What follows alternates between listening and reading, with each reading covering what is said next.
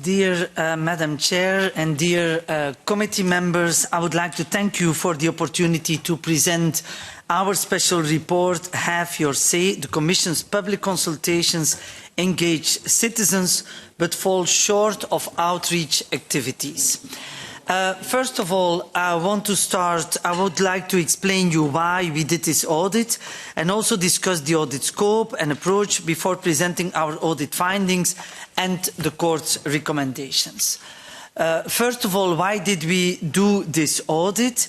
Well, this audit in Article 11 of the Treaty on the European Union is described that the Commission has a duty to consult citizens and representative associations in all areas, and that the Commission is required to perform broad consultations, giving citizens and other stakeholders an opportunity to contribute to policy making.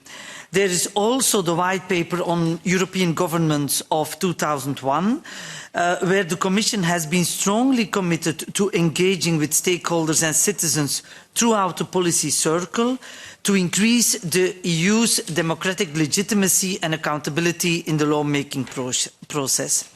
We also refer to our own strategy of 2018-2020, where we identified the perceived gap between citizens and EU institutions as a threat for the European Union, because we are not only the guardians of the financial interests of the EU citizens, but also advocates of citizens' concerns. And to finish, there is also the request of the European Parliament.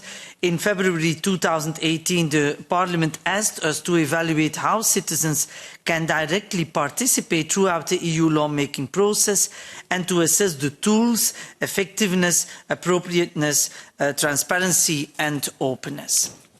So what was our audit scope? The audit scope and approach was to find out if public consultations are effective at reaching out to citizens and making use of their contributions, and therefore we assessed whether the design of the European Commission's framework for public consultations reflects good practices, whether the European Commission prepared and conducted the selected public consultations so that the citizens could participate easily and effectively, and whether the European Commission analysed data from questionnaires reasonably and presented transparent and comprehensive information on the public consultation and its outcomes.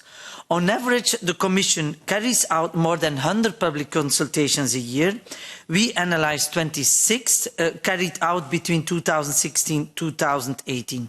We sampled 5 DGs based on the number of consultations carried out, the range of initiatives, the participation level and the relevance for citizens. Our audit work included interviewing staff from all the DGs we sampled, visiting 2 member states and the OECD, reviewing and analysing key documents on stakeholders' engagement and consulting a group of experts to enhance our analysis. We also carried out a perception survey among more than 16,000 citizens that had participated in our samples of the public consultations to complement our audit findings, and we received more than 2,000 replies. So what did we find? First of all, important is we found that both the performance of the sample of the Commission's public consultations and the participants' perception thereof were satisfactory overall. As you can see, 65% of the respondents were satisfied or rather satisfied.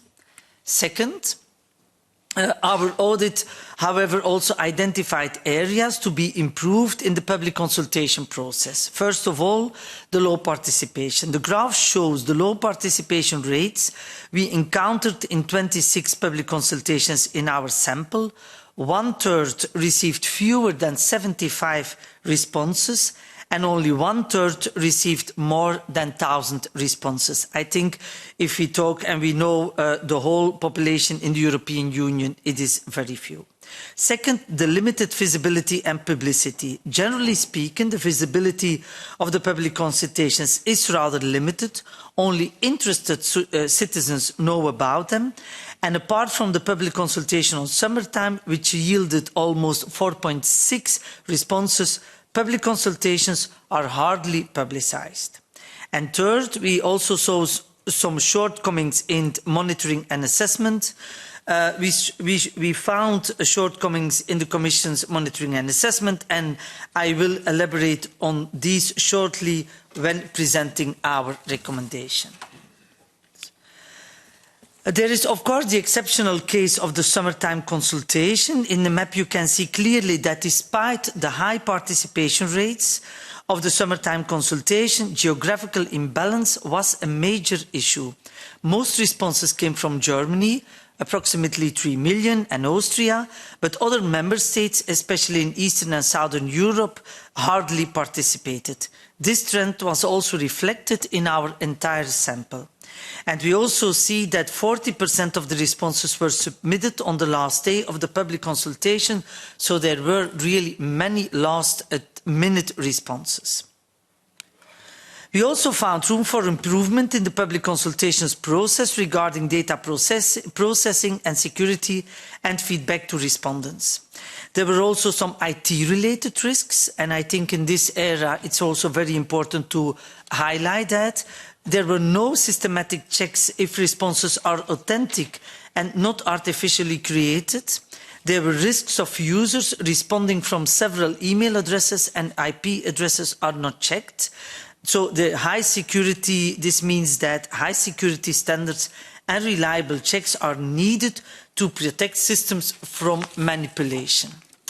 Then I come to the recommendations. First of all, we carried out 6 recommendations. The first one is that the Commission should better monitor its public consultations. It should improve the better regulation guidelines by defining specific indicators to be monitored and reported for all public consultations, and systematically assessing whether public consultations achieve all their objectives. The second recommendation is that the Commission should improve its public consultations strategies.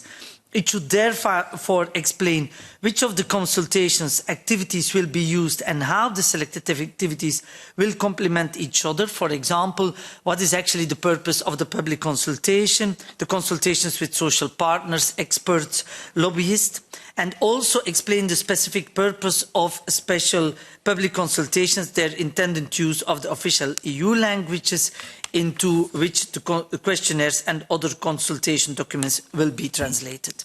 Third, and I will go a little bit faster, a third recommendation is that the Commission should improve its outreach activities by adapting the communication measures and also better engage with the Commission's representations in Member States and other organisations. The fourth recommendation covers the language arrangements and questionnaires.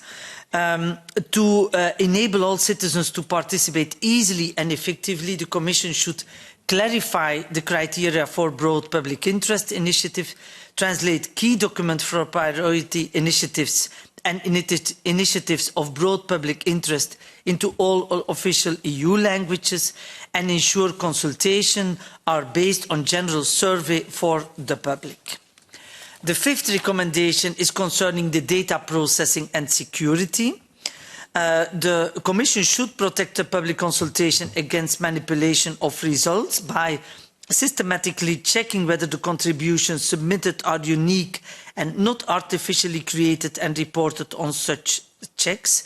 And it should also ensure that public consultation responses are treated consequently. And then the last recommendation is the feedback to respondents.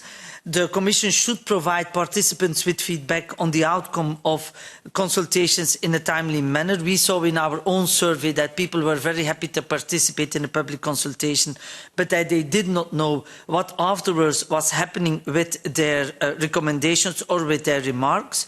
So, to make the public consultation process as transparent as possible, the Commission should also explain to respondents how their contributions have been taken into account or why not.